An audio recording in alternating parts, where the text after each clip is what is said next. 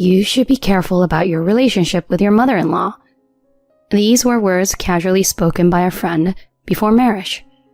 Honestly, back then, I was so elated about the fact that my marriage was confirmed that I didn't think much about those words. I thought about it only to that extent. The apartment I was considering moving into after marriage was closer to my parents' house, and there was no concern about living with my husband's parents, since his brother and his wife were already living with them. I had visited them, and my mother-in-law seemed like an ordinary person with no issues. Well, we weren't deeply involved, so I couldn't say much. Even so, I hadn't thought too deeply about it. I was too happy about marrying someone I am genuinely thrilled to be with. So, at that time, I still hadn't realized. I never thought my marriage would later turn out that way. My name is Nina, and I'm almost 30 years old, working as a nurse. I used to work full-time, but 2 years ago after giving birth, I switched to part-time and left my child at the hospital's daycare during work hours. On the other hand, my husband Terry works for a regular company and seems busy every day.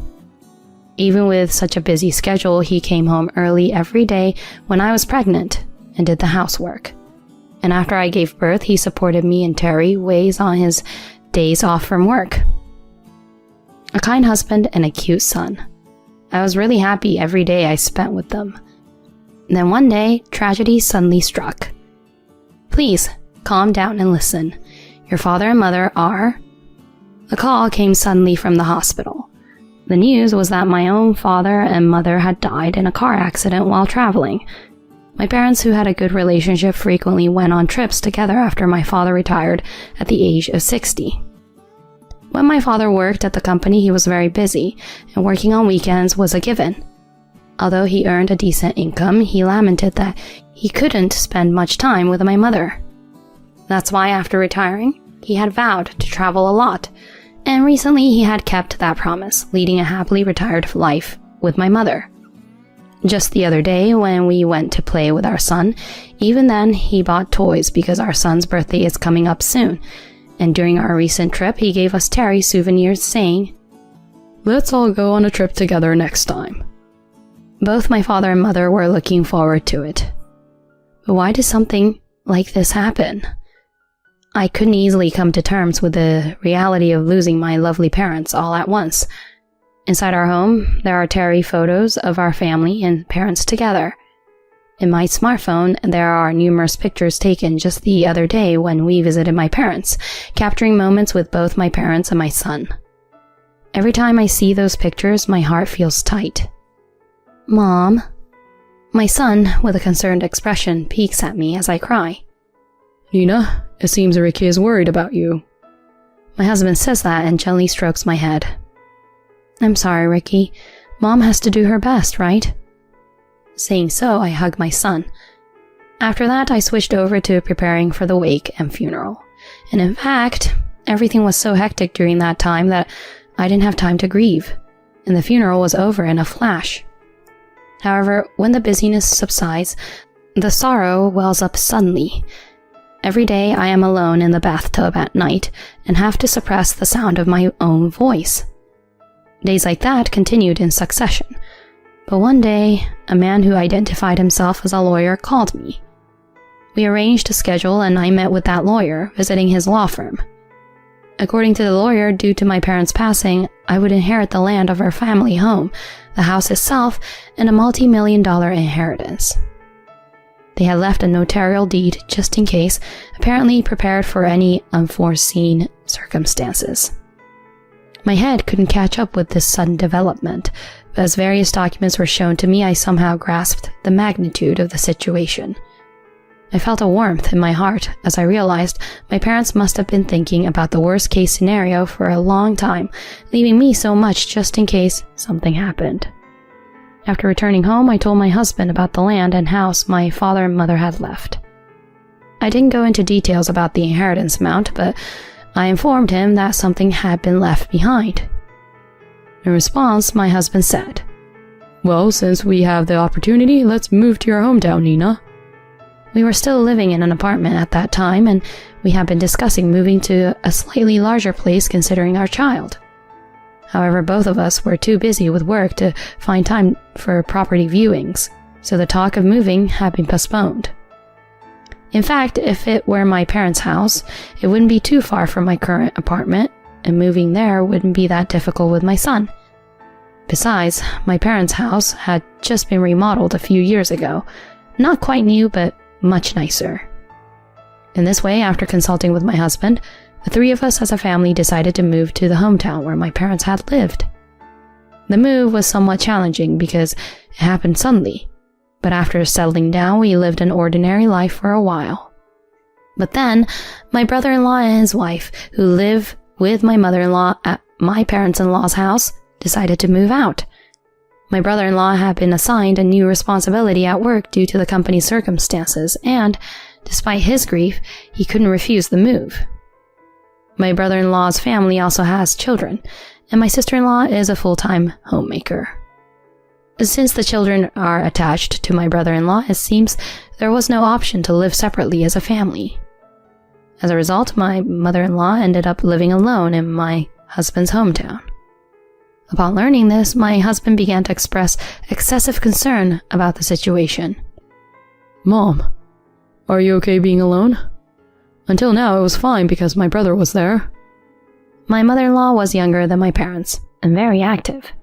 She used to go out alone regularly, even drove, so there was no need to worry for a while. My husband seemed to be even more worried and concerned than I was. But my easygoing thoughts were short-lived. My mother-in-law slipped on the stairs at home and broke her right leg.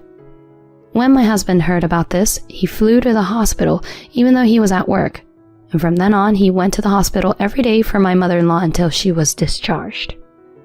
He used to come home from work and help me with the housework and spend as much time as possible with our son. However, ever since my mother-in-law started living alone in his parents' house, especially on days off, my husband often went alone to visit her, and our family time together as a trio almost disappeared. When I returned from visiting my mother-in-law at the hospital, I said to my husband, "You have the day off tomorrow, right? Since I'm also off, how about going on a picnic with Ricky and me?" When I made this suggestion, after a long time, my husband, with an intense tone, "With my mother in this situation, how can you say such a thing? Do you lack empathy?" he said angrily. However, when we actually went to visit my mother-in-law in the hospital with our son, she seemed lively, and there seemed to be no life-threatening condition, so I couldn't help but wonder if it was really necessary for him to visit her every day. Then came the day of my mother-in-law's discharge. My husband cheerfully said, "I'll go to pick up my mother from the hospital and have lunch together," and left the house. My son and I had gone shopping together and came home for a nap when we heard a car stop. My husband must have returned. "I'm home," he said, and when I opened the door, there stood not only my husband but also my mother-in-law. "Huh? Mom?" Confused, I stood there, and with a beaming smile, my husband said, "Mom will be here for a while." "Nice to meet you, Nina." My mother-in-law is smiling as she says so. No, wait. I didn't hear anything. I wasn't even consulted. As I stood there in a daze thinking this, my husband and mother-in-law went up into the house, both of them excited. Seated deeply on the sofa, she said, "Nina, could I have some tea?" "Oh, Nina, me too." Seeing that, the two started watching TV without even greeting our son. I felt a bit irritated, but considering that my mother-in-law had just been discharged and must be tired, I made tea.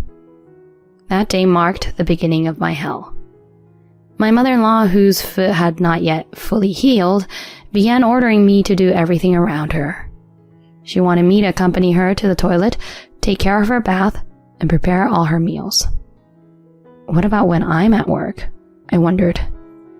In response, my mother-in-law would complain to my husband, saying, "She's neglecting her mother-in-law. What a terrible daughter-in-law." Then my husband would scold me, saying, "Mom went through a lot. Show more consideration." Even if I cooked exactly what she wanted, she'd say, "It's too salty. You can't eat this. Only take a bite." Or she'd demand, "I really want some sweets from that shop. Go buy them right now." And even if I bought them, she'd take a bite and say, This isn't it. Making such things a daily occurrence. While taking care of my son and working, I was also forced to handle my mother-in-law's caregiving, and every day left me exhausted. Despite seeing me struggling, my husband showed no signs of helping and instead said, "Mom is having a hard time. Don't stress her out too much." I realized that my mother-in-law seemed more important to him than our son. Thinking about it made me feel rather sad. This kind of life went on for several months. Even though my mother-in-law's leg should have already healed, she would say, "My leg hurts," and give various orders in front of me. I couldn't endure it anymore, so I said to my husband, "Your mother's leg should be healed by now, but she's pretending it still hurts. Say something to her, Terry." When I said that, my husband slapped me. "What are you saying? When my mom was going through a tough time, are you still my wife? Don't you want to help your husband's mother?" He shouted like that. "Even though you're a nurse, you can't even handle such things. Maybe you should quit, huh?" When he said that, I couldn't bear it and tears started flowing. It seems that my mother-in-law, aware that my husband supports her, has recently been openly bullying me in front of my husband without any concern. I must have reached various limits, more than I thought, as one day I collapsed during work. Fortunately, since my workplace was a hospital, they immediately conducted tests and administered an intravenous drip.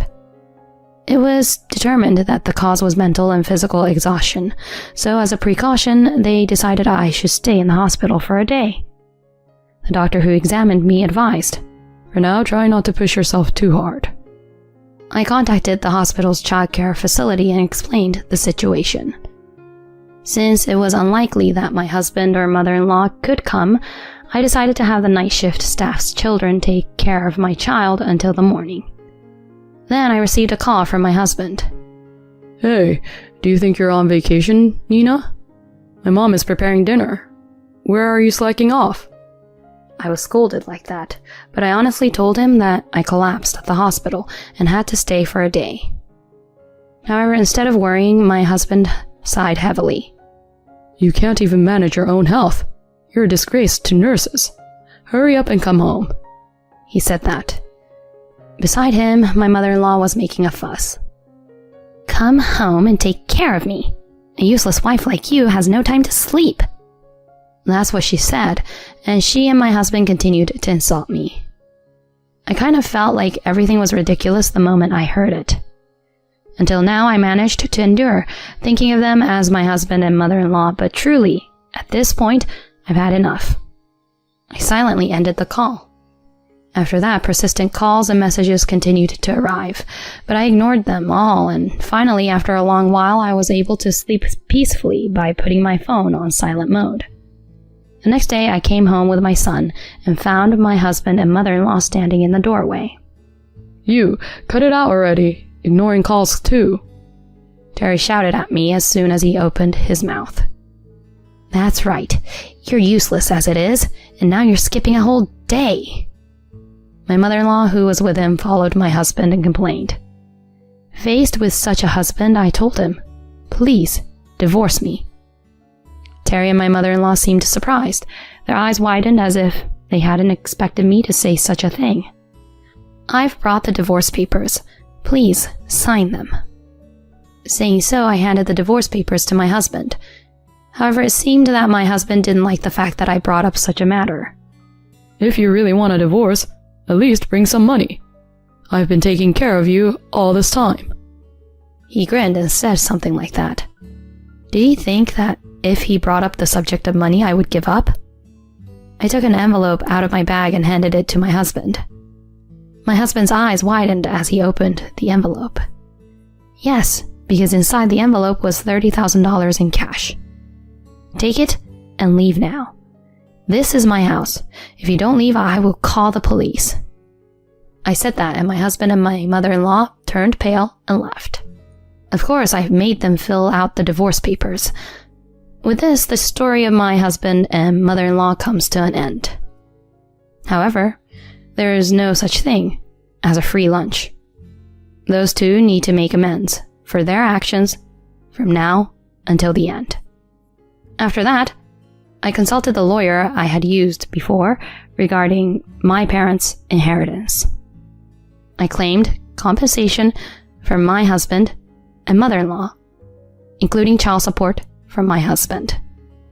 I had recorded the abusive language that my husband and my mother-in-law had used towards the end, planning to use it in case of need for a divorce.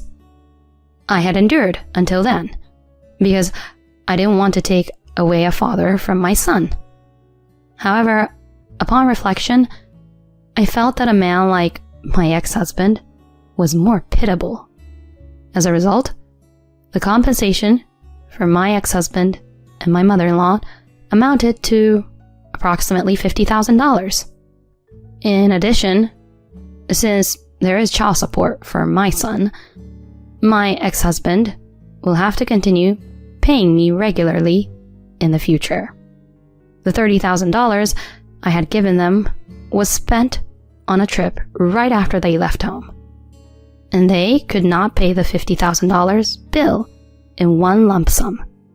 So, they had to go into debt. If they had kept the $30,000 I mentioned instead of spending it, the alimony wouldn't have been so large. I realized that those two are truly and genuinely foolish. It seems they are burdened with debt, and the story has spread to neighbors, and even my brother-in-law and his wife. Now, they are so confused that they can't even walk outside. Truly, there is no salvation for such people. On the other hand, to sever ties with my ex-husband and his family, I returned to my parents' home. I quit the hospital where I had been working and started a new life with my son in a peaceful countryside. My son seemed to sense, even as a child, that I had been hurt by my ex-husband and his mother. And I think my son has been smiling more and more since we started living together. I will protect this smile for the rest of my life. I made that vow in my heart.